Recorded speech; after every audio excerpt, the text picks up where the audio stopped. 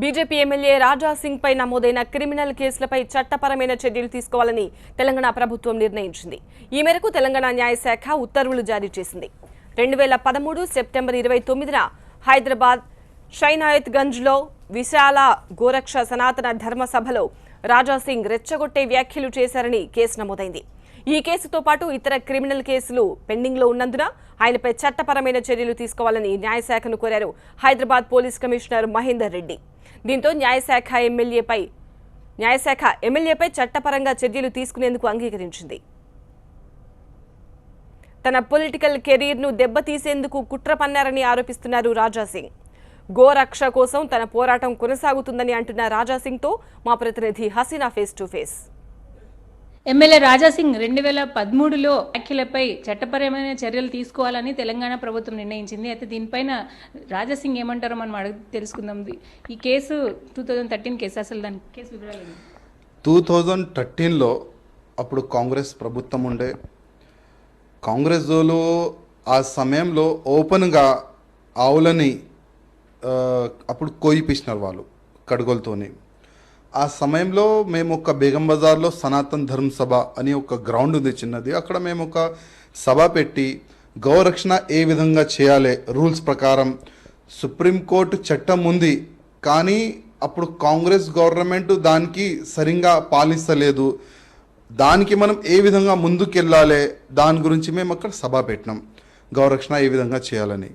కానీ అప్పుడు కాంగ్రెస్ అధికారులు, అప్పుడు లోకల్ మినిస్టర్ గారు ముఖేష్ గౌడ్ గారు, వాళ్ళు ఎక్కువ మా పైన ప్రెషర్ ఉండే. అప్పుడు నేను కార్పొరేటర్ ఉండే.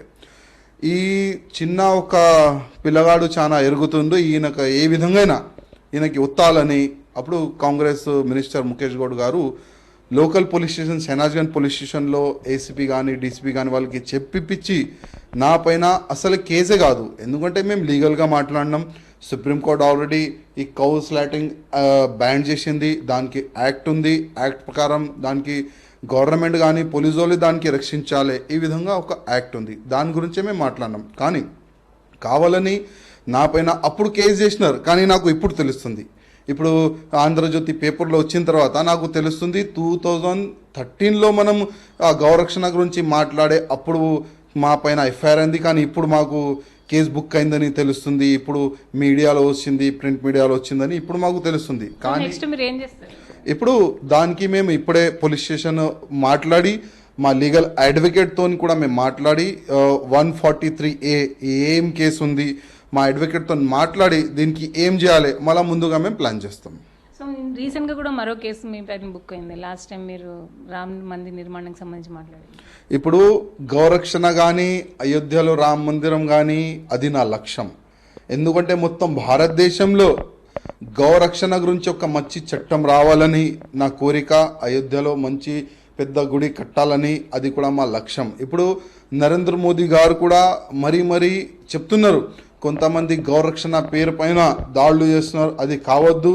గౌరక్షణ చేయాలంటే చట్టంని మనం చేతులు తీసుకోవద్దు, మనం పోలీసు వాళ్ళని కానీ లీగల్గా మీరు గౌరక్షణ చేయండి అని మోదీ గారు మరీ అంటున్నారు. మేము కూడా ఒక మంచి కమిటీ దానికి చేసినాం. లీగల్గా మనం ఏ విధంగా ముందుకెళ్ళాలి దాన్ని కూడా మేము ప్లాన్ చేస్తున్నాం. మీ పార్టీ మీకు సపోర్ట్ చేయట్లేదు, ఎలా చూస్తారు? పార్టీ అంటే నేను ముందు నుంచే నాకు ఏది మంచి నచ్చితే నేను అది చేస్తా. ఆల్రెడీ లక్ష్మణ్ గారు కూడా నాకు బాగా సపోర్ట్గా ఉన్నారు. ఎమ్మెల్సీ రామచంద్రరావు కూడా నాకు బాగా సపోర్ట్గా ఉన్నారు. కొంతమంది వాళ్ళకి ఒత్తుతున్నారు, అంటే కొంతమంది పాత అధికారులు ఉన్నారు, వాళ్ళకి ఒత్తుతున్నారు. రాజాసింగ్కి ఎట్టి పరిస్థితుల్లో రెస్పాన్స్ చేయొద్దు అంటే వాళ్ళ మనసులో ఏముంది ఇప్పటివరకు నాకు చెప్పలే. కానీ లక్ష్మణ్ గారు అయితే మాకు బాగా సపోర్ట్గా ఉన్నారు.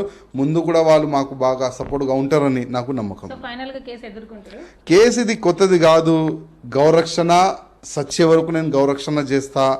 కడుగోలు ఏ మాటలో వాళ్ళు వింటారు ఆ మాటలో నేను వాళ్ళకి జవాబిస్తా. ప్రభుత్వం ఒక్క కేసు కాదు 100 కేసు పెడితే కూడా నేను వెనుకపోయే మనిషి కాదు. ఫస్ట్ ధర్మరక్షణ, దేశరక్షణ, గౌరక్షణ నా సిద్ధాంతం.